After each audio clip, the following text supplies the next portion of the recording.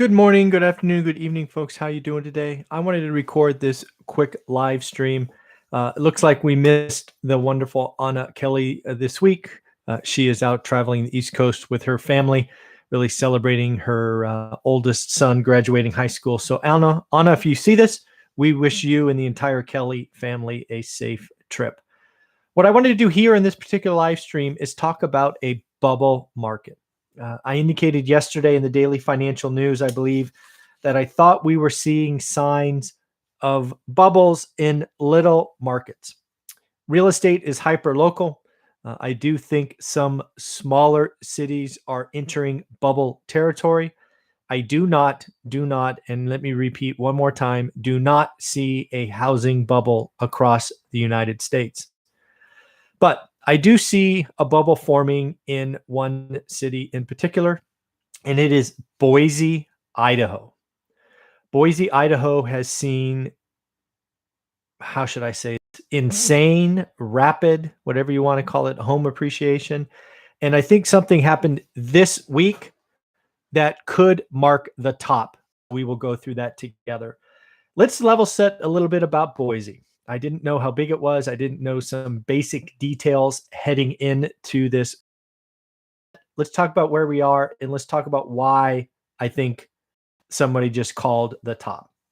So first and foremost, the last reported population in Boise that I found had population right about 226,000 individuals. Why is that important? Well, as you see population increase, a simple movement of 10 or 15 or 20,000 folks to a city like Boise will be meaningful. It's not like New York where there's, 8 million or whatever the total is, where 20,000 folks, nobody would pay attention to.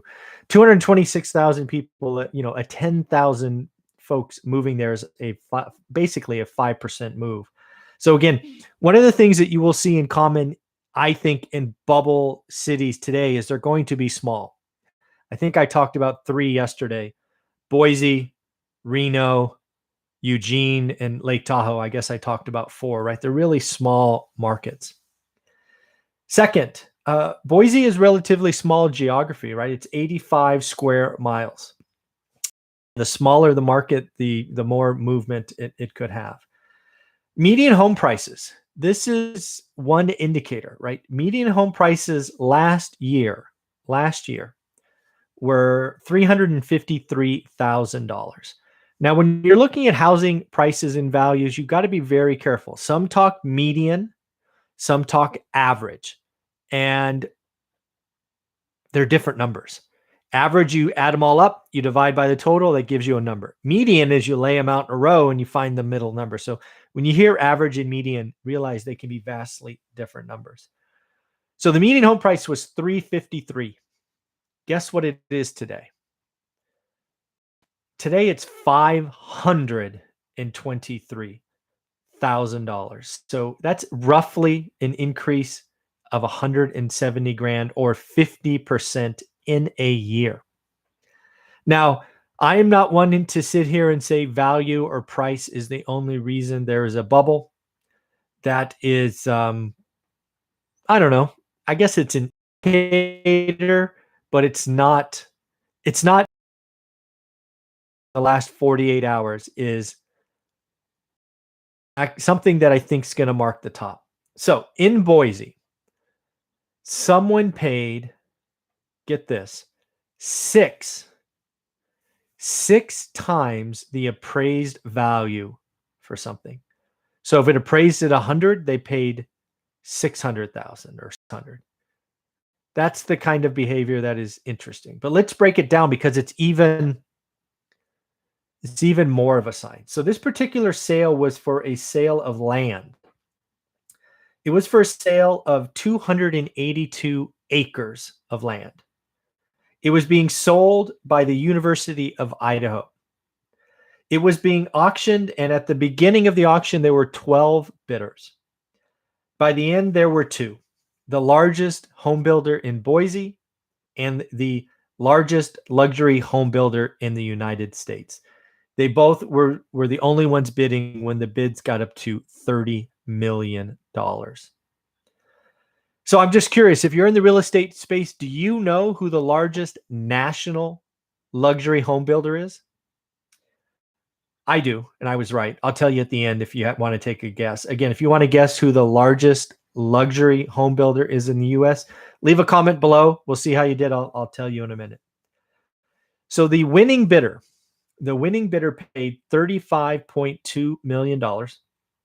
After the fee for the auction, they ended up paying $36.6 million for 282 acres. It is a remarkable price, but here's why it's a remarkable price. When you break down how much per acre, right? It's 129,000, almost 130,000 per acre was paid. Again, 6 times the appraised value of 21,000. And just so you know, the average acre in Idaho is $6,000. So think about that. The average acre in Idaho is $6,000. They just paid $130K per acre into a market with rising prices, as we talked about earlier. So my question, or actually here's next. The next reason that this could be a sign of a top, do you know how long they expect to be building on that 282 acres? They expect to be building for the next 15. That's amazing. They are pot committed. They have set record prices in Idaho. The land price is the base. Now they add on top of that a year of permitting and design and curbs and all of that. So what you're going to see is this housing development is going to need a lot of houses, and they're going to be at very significant prices. So it's this kind of behavior that takes a market from affordable to unattainable. And when markets get unattainable, what I talk about, housing affordability, wins. Markets pop when the average person in a city can't buy. When an average person gets a no answer from a bank, pop. It doesn't matter if somebody wants a home. It only matters if they want and can get a yes answer from a bank. That's the magic of this. That's economic 101. Simply wanting something is not economic activity. Wanting and having the ability to execute is economic activity. So what I think may have happened in Boise is this home builder just flat out overpaid. They got caught in a bidding war, and they didn't want Toll Brothers, which is the answer to the earlier question. So congratulations if you got that right. They didn't want Toll Brothers in their backyard. I suspect the Idaho builder knows that they overpaid, but they are very happy that Toll Brothers is not going to be building in their backyard for 15 years.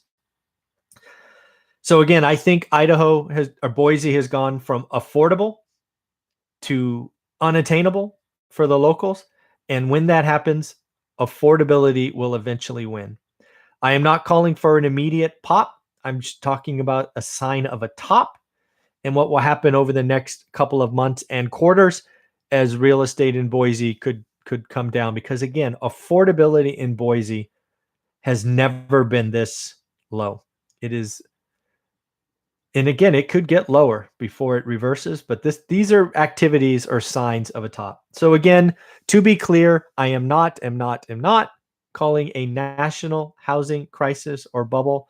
But I do think there are some markets like Boise and Reno and some other small local areas that are small enough when a bunch of folks show up into a market with not a lot of available inventory, prices go up, the average folks can't buy, and that leads to an affordability problem. And yes, eventually price drops.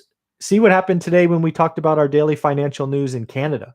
We just said Canada, New Zealand, and Sweden were bubbles. Lo and behold, today, you saw some pricing fall in Canada. It's kind of economics 101. You got to watch affordability with real estate. All right, everybody, have a wonderful day. And again, Anna, if you see this, enjoy time with your family, make some memories, take lots of pictures. We'll probably talk to you next week. Bye, everyone.